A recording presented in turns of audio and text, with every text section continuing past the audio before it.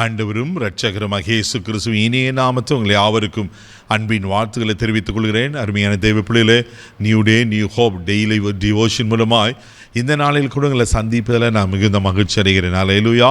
இன்றைக்கு கூட கர்த்தர் நமக்கு கொடுக்கிற வார்த்தை என்ன? மார்க் எழுதின சுவிசேஷம் 5ஆம் அதிகாரம் 34வது வசனத்தை கூட வாசிக்க கேட்போம். அவர் அவளை பார்த்து, மகளே, உன் விசுவாசம் உன்னை ரட்சித்தது, நீ சமாதானத்தோட போய் உன் வேதனை நீங்கி சுகமாயிரு என்றார். ஹல்லேலூயா, ஹல்லேலூயா. எவ்வளவு அருமையான வார்த்தை பாருங்க. உன் வேதனை நீங்கி சுகமாயிரு. ஹல்லேலூயா. இது யார் சொல்றது? இயேசு சொல்லுகிறார். யாருக்கு சொல்லுகிறாரு? 12 வருஷமாய் பெரும்பாடினால அவஸ்தைப்பட்ட ஒரு வேதனையோடு இருந்த ஒரு சகோதரியை பார்த்து, மகளே, உன் விசுவாசம் உன்னை ரட்சித்தது. பாருங்க, 1 வருஷம் 2 வருஷம் இல்லை, ஒருவேளை சில மாதங்கள் இல்லை, 12 வருஷமா இந்த பெரும்பாடில் அந்த உதிரத்தின் ஊரல்னால அவள் கஷ்டப்பட்டிருக்கான். எப்படி இருக்கும் யோசித்து பாருங்களேன். அதே மார்க் 5ஆம் அதிகாரம் 25-26 வசனங்களை வாசிக்கும் போது இப்படியா சொல்லப்பட்டிருக்கு. வாசிக்க கேட்போம்.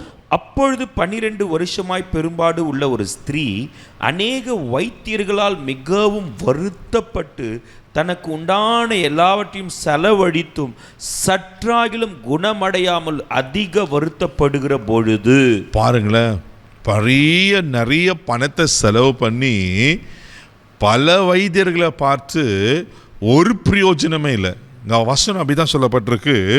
தனக்கு உண்டானவைகள்லாம் செலவழித்தும் சற்றாகிலும் குணமடையாமல் அதிக வருத்தப்படுகிற பொழுது, தேவப்பிள்ளையில அவளுக்கு ஒரு பயங்கரமான வேதனை. பணமோ செலவாகிறது, வருஷங்கள் போய் கொண்டிருக்கு, பலவீனமும் அதிகமாகி கொண்டிருக்கிறது, பாடுகளும் பெருகி கொண்டிருக்கு, வருத்தப்படுகிறான். இப்படியாப்பட்ட சமயத்தில் தான் இயேசுவை கேள்விப்பட்டு அவளுக்கு இயேசுக்களை முன்னாடி வந்து ஜெபிக்க கூட தைரியம் இருந்திருக்காதுன்னு நினைக்கிறேன். அதனால தான் அவர் என்ன பண்ணனாக்கா, அவளுக்கு ஒரு விசுவாசம் உண்டாகிறது. நான் அவர் வஸ்திரத்தின் ஓரத்தை தொட்டாகிலும் குணமாகிடுவேன் அப்படி சொல்லி அங்கே வஸ்திரத்தை தொடுகிறத பார்க்குறோம். அதே மார்க் 5ஆம் அதிகாரம் 27-28 வசனம் கூட நான் வாசிக்க கேட்போம்.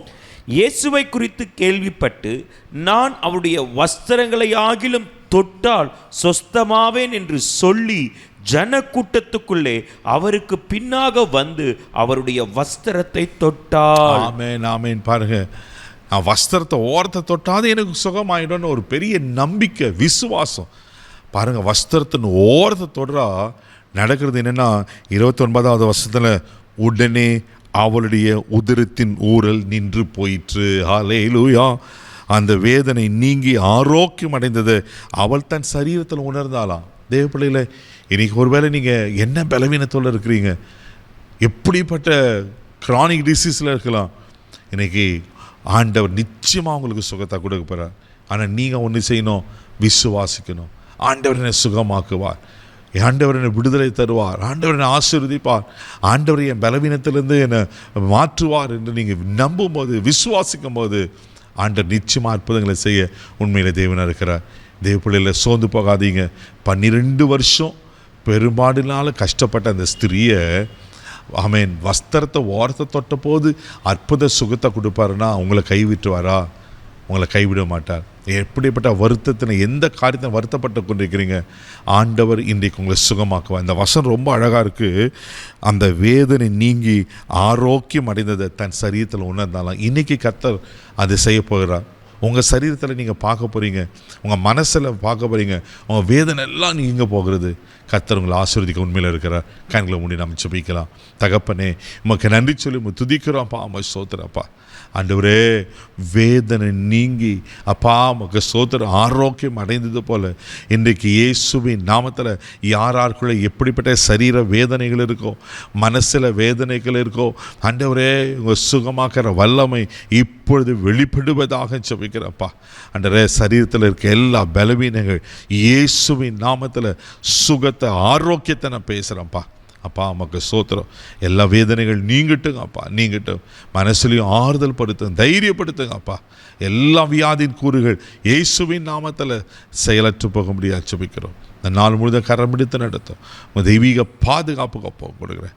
இயேசுவின் மூலம் ஜெபக்கலாம் பிதாவே, ஆமாம். கர்த்தர் உங்களை ஆரோக்கியமாக்கி இருக்கிறார். தைரியமாக போங்க. God bless you.